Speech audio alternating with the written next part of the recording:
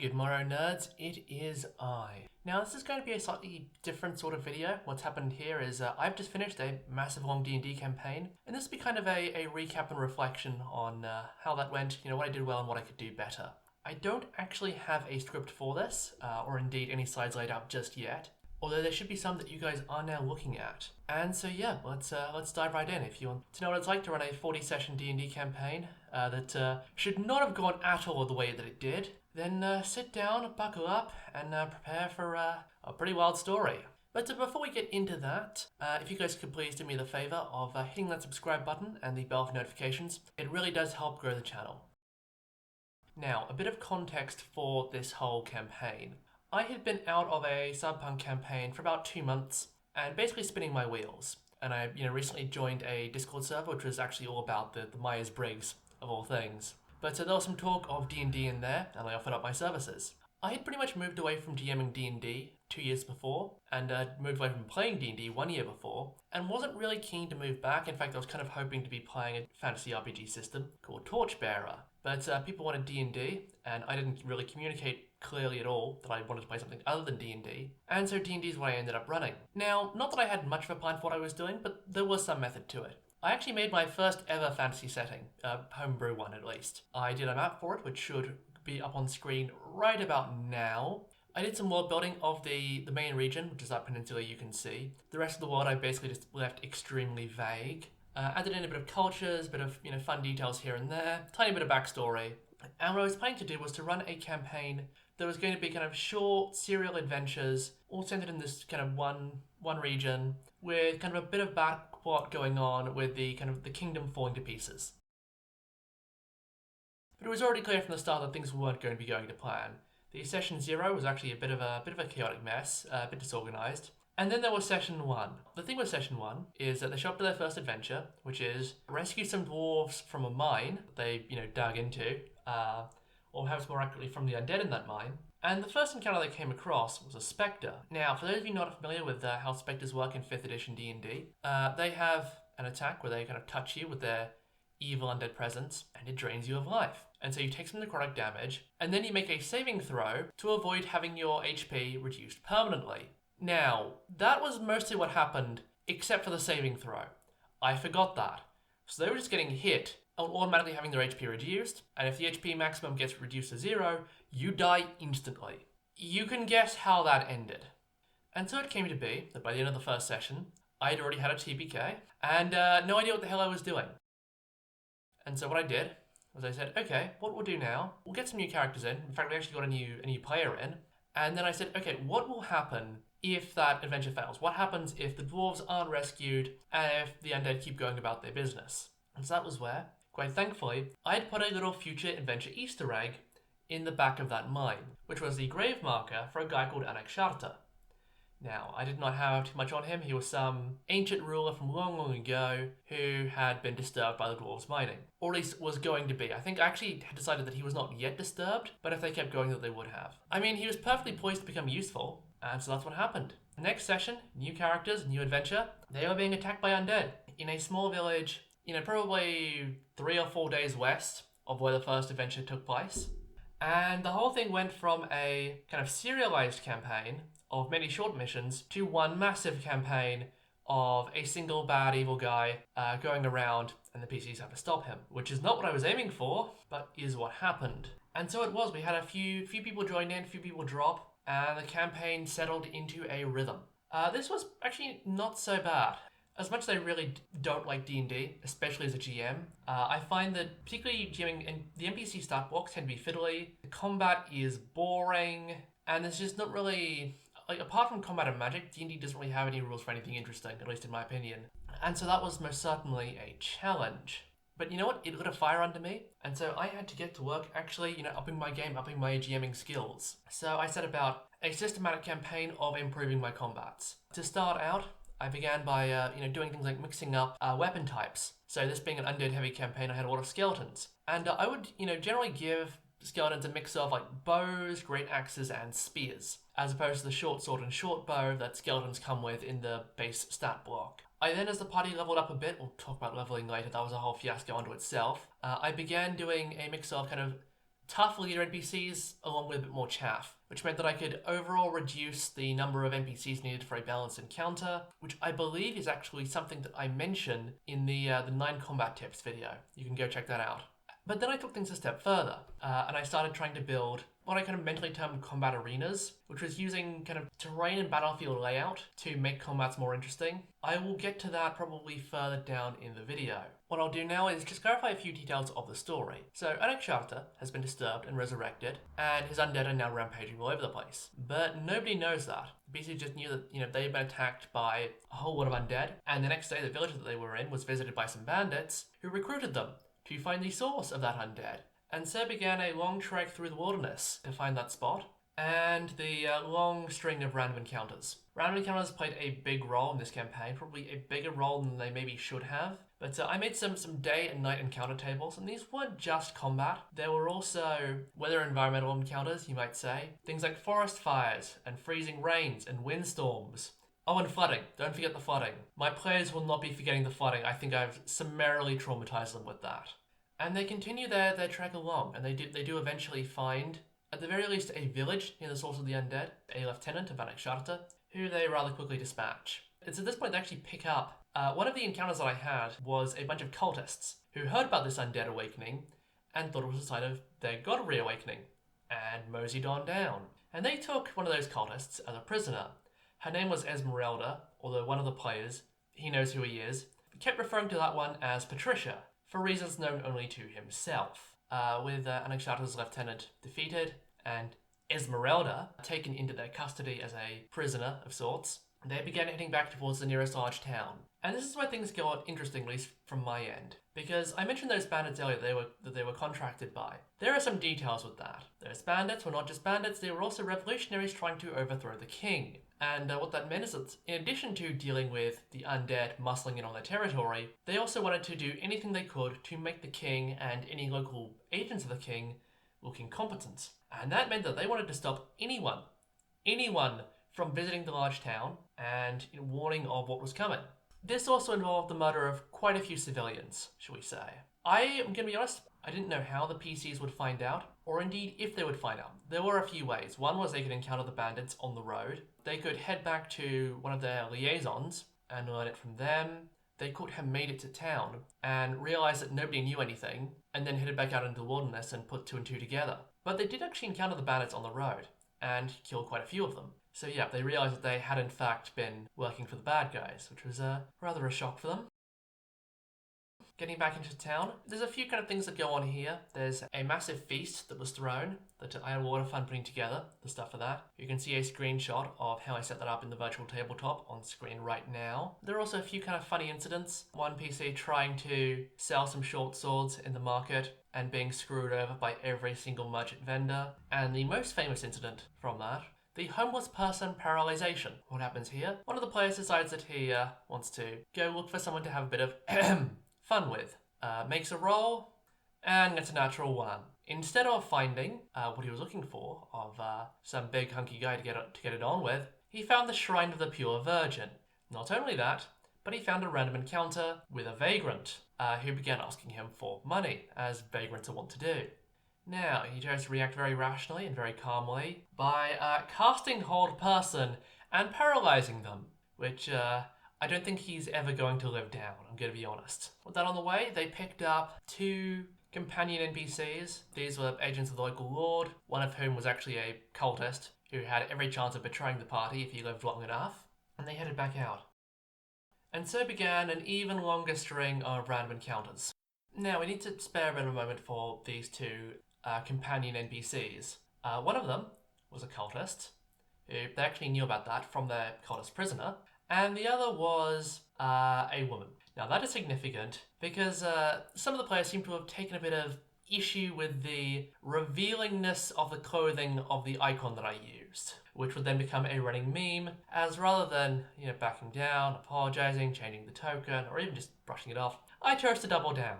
That might not have been the right decision, but it was the funniest decision, and so I stand by it quite firmly. This becomes a bit of a kind of point of issue as things progress. Now, they do actually meet up with one of their old bandit liaisons and try to, collect some of the money that they were owed. They do get the money, but only barely. They were chased out once it became clear that they had in fact betrayed the bandits by visiting the main town, and they escaped, and the 2 players that did this escaped with 4 and 5 HP respectively. That was one hell of a fight. They rush back over to where the rest of the party is and explain the situation. As soon as those 2 companions, who are again agents of the local lord, find out about this, they want to go after the bandits. But the PCs don't because they just really aren't in fighting shape for it. This drives a wedge between them and the companions. Now, things get a bit worse.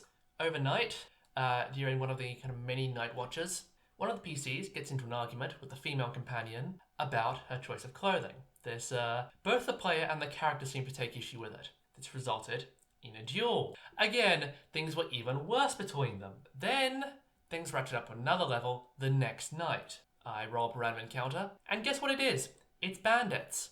And the PCs just let them pass, because again, they weren't really in any condition to be fighting them, to be fair. But the NPC companions weren't being fair. And so, because I felt like starting a bit of chaos, I had them try to arrest the PCs.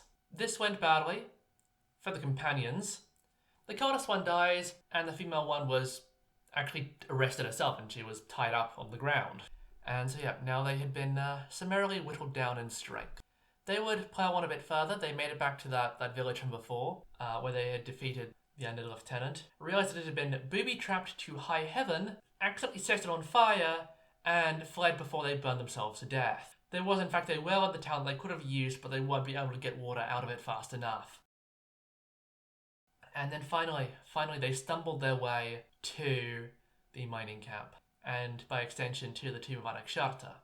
They do meet some wights along the way, some wights and skeletons, and have a bit of a fight with them.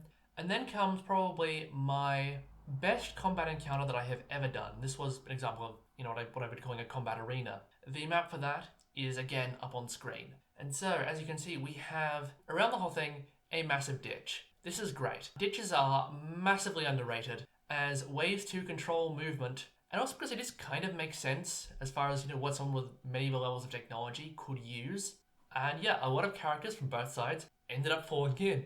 It was a great time. We also have these archer towers.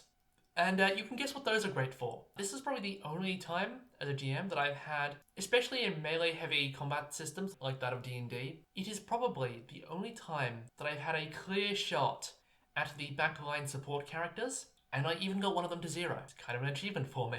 This ended up being like a 3-hour-long combat during a 5.5-hour-long session. And oh boy, was it pretty epic. And with all of that done, they finally descended into the mines. They defeated the spectres from before, plus all of the old PCs as spectres.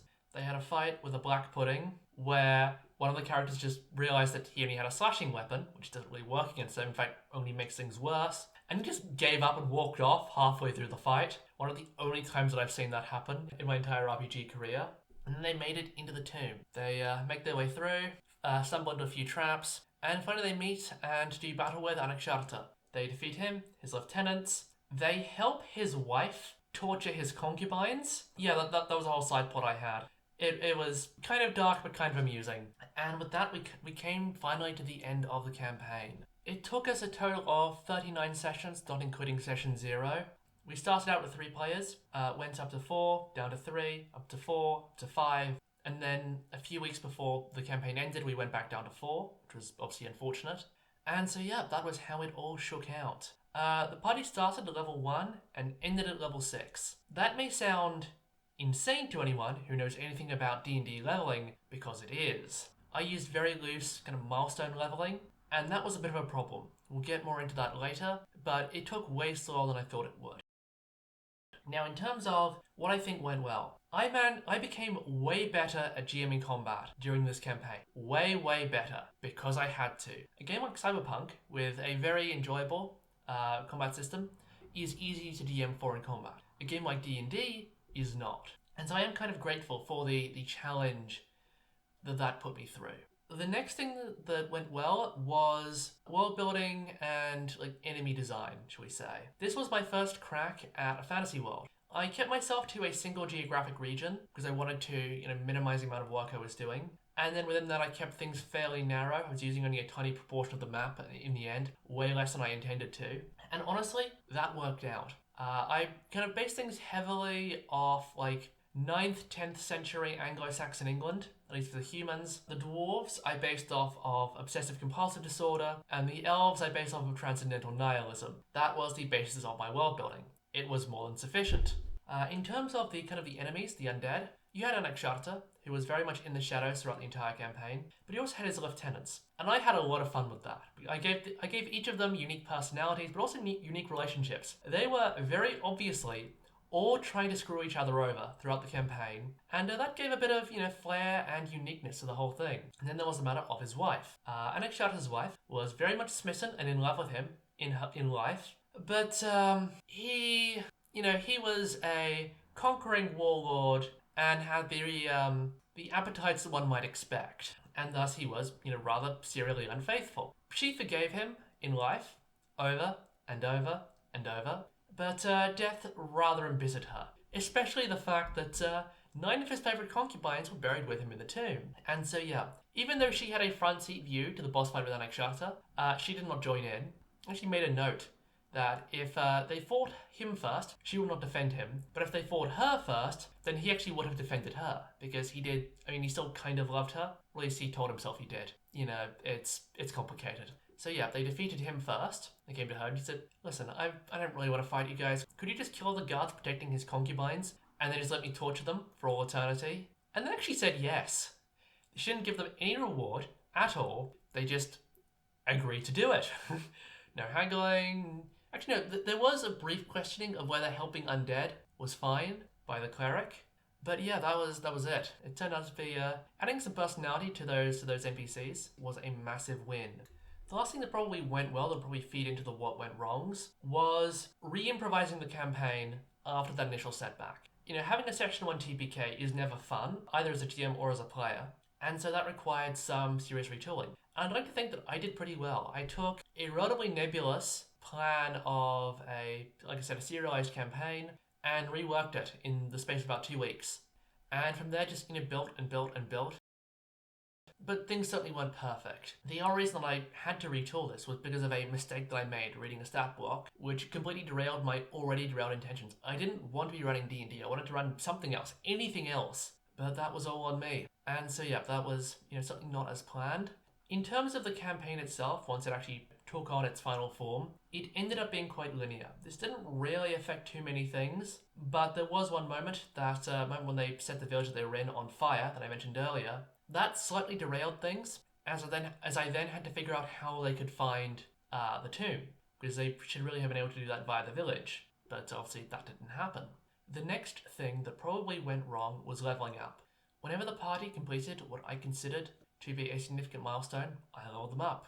No tracking XP, no fractional milestone point systems, nothing like that. Now, the problem with this is that I constantly underestimated how long different sections of the campaign would take.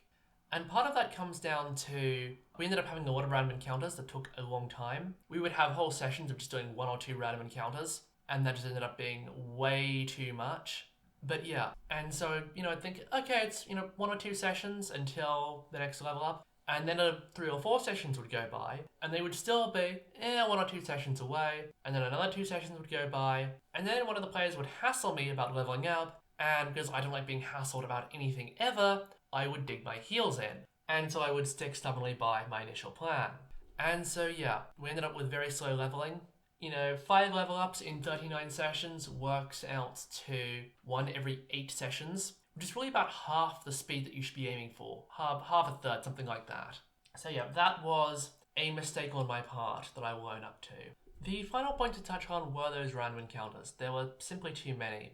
The way that I did it was they would have 2 encounters per day and 2 per night. I did eventually add a no encounter option to the tables. They were usually D8 or D12 tables with an encounter location like a stream, a hut, a clearing, stuff like that, and then either an enemy type or a natural disaster. What this meant was a lot of natural disasters and also a lot of enemies. I kind of felt strong-armed into doing it like this. Since D&D combats are fairly survivable individually and only really get dangerous in a group, in one after another, I felt I had to put 4 in every day to actually make things work. But what this meant is that when you have wilderness locations that are 2 or 3 days apart and 4 encounters a day, that's a lot of encounters, and you would have session after session of it. These were too many, and they were probably too swingy. Things like we had a freezing rain encounter, which probably did too much damage. Like, the damage scaling on all of these was a bit of a mess. I didn't really have a clear sense of how to make the weather encounters interesting beyond you have to run away from the weather or you have to just endure it until it goes away. That ended up being a bit frustrating for some of the players, I think. And so yeah, and it also just derailed a lot of the campaign in other ways. And it still produced, a fair few kind of funny moments.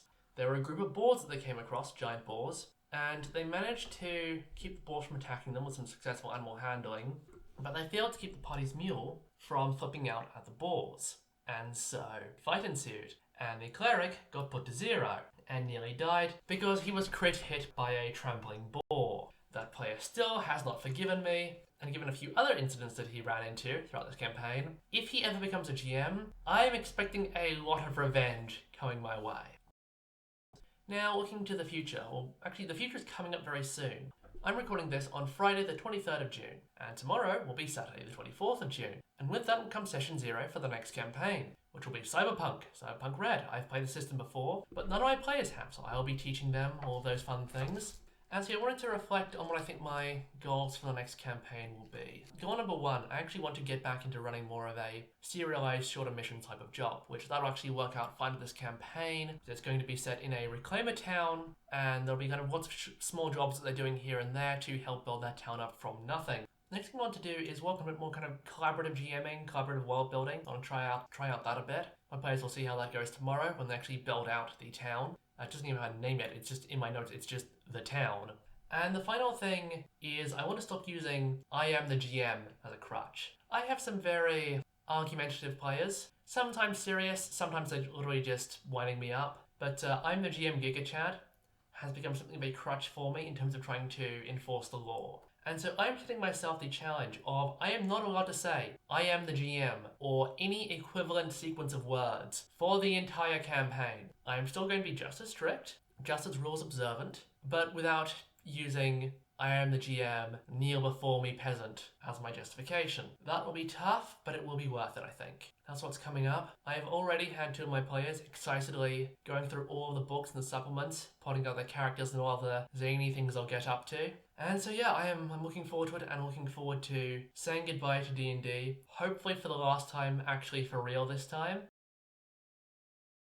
I'd like to close out with a bit of a fun section here. Now, throughout this campaign, we were all posting dumb things that people said out of context. Now, the original campaign, when it started, took place in somebody else's Discord server. It was the server of an unnamed Myers-Briggs person, should we say. But that server got deleted, and the old out-of-context stuff got deleted with it. And so we only have the stuff from basically the start of November. And so yeah, I'd like to close out this video just by reading you a few of the funnier things that got posted in that out-of-context Discord channel. The first thing that I have in the channel is a little magic in the armpits. I should have asked how you guys want your meat. Why did you need pants to play D&D? It's not official, but he changed my diapers. Square bracket after hearing the item description for a ladder, square bracket. Lokshun takes up drinking. Full coin fascism. If he gets sick, he doesn't want a hellish rebuke into the toilet. God does not give you a saving throw. Your drinking made baby Jesus cry. You puerile motherfucker! They called me a freaking sand gecko! Let's go, feet! Bertrand would ease me, and then shit me, and then ease me again. How good are you at handling what you're touching? Did you know they were women? Who is fucking the desk? 10 to 1 things with balls. It's just something that happens. I'm going to find a way to make this about the ladder. Can we get inspiration for violating corpses? I could just set it on fire. I could set everything on fire. That's the last time I jump in a hole. I like the part where I was in a hole. I'm a stray dog. Where's the poop? I'm touching all of them too. Yes! Tax evasion! I think I've been sweating since 2007. I'm the Virgin Mary. You'll tell us if you get pregnant, right? You should touch yourself. Square bracket, sounding proud, square bracket. I will touch myself! You really need guidance when you're that deep in a hole. Are you shitting again? How dare you? I don't understand why you have this desire to argue with God all the time. Can't you touch me now? I'm glad I now know what acid tastes like. Bro, why are you running Discord on Microsoft Word? 2 cans of chickpeas deep by 11 p.m. What are you doing, Farmer Joe? I would much rather touch people than give them the light. How do you keep finding yourself in holes? They seek me. Bombs. I love bombs. How dare you talk about our lobsters? The FBI shoving pictures of undead MILFs in my head. I thought it was going to be smaller, but turns out it's heckin' massive. I'm so glad I touched myself. I'm not ending this session at charity, but I am ending that out of context section right there. So just to close out this video, thank you all very much for watching. If you enjoyed this video, please hit the like button, share and leave a comment. And if you want to see more videos like this, then hit subscribe and the notification bell. I'm about just over 3 hours deep into the Cyberpunk video. Next video should be out kind of mid-July, and that will be on AI. So stay tuned for that. But this will be all for now. Thank you all very much for watching. And until I see you next, farewell.